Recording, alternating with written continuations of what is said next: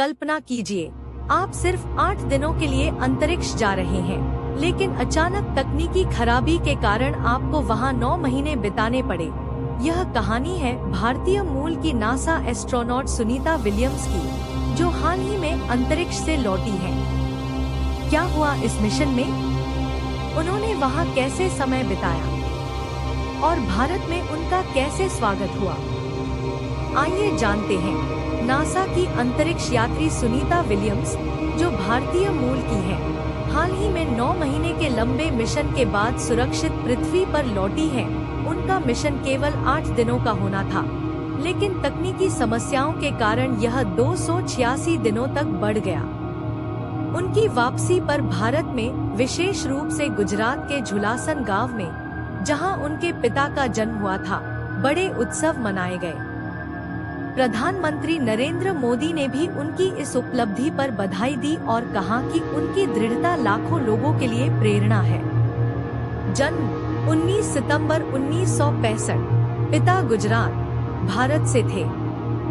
बचपन से ही उन्हें फ्लाइंग और स्पेस का शौक था। पहले अमेरिकी नौसेना में पायलट बनी, फिर नासा में अंतरिक्ष यात्री। अब तक 2 बार अंतरिक्ष में गई और उन्होंने स्पेस वॉक के रिकॉर्ड तोड़े। 50+ घंटे की स्पेस वॉक, जो किसी महिला के लिए सबसे ज्यादा है। 2023 में सुनीता विलियम्स को बोइंग स्टारलाइनर मिशन के तहत ISS इंटरनेशनल स्पेस स्टेशन भेजा गया। यह मिशन सिर्फ 8 दिनों का था, लेकिन तकनीकी खराबी के कारण यह 286 दिनों तक बढ़ गया। अंतरिक्ष में उन्होंने 4576 बार पृथ्वी की परिक्रमा की, यानी 19.5 करोड़ किलोमीटर की यात्रा। उन्होंने वहां वैज्ञानिक प्रयोग, नई तकनीकों का टेस्टिंग और माइक्रोग्रेविटी में रिसर्च की। इतने लंबे समय तक वहां रहना शारीरिक और मानसिक रूप से कठिन था। नासा ने 286 दिनों बाद सफलतापूर्वक उन्हें वापस लाया।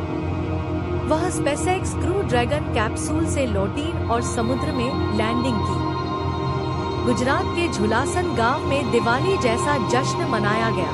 प्रधानमंत्री नरेंद्र मोदी ने ट्वीट कर बधाई दी और कहा, सुनीता विलियम्स भारतीयों के लिए गर्व और प्रेरणा है। सुनीता विलियम्स हमें सिखाती हैं कि कभी हार मत मानो।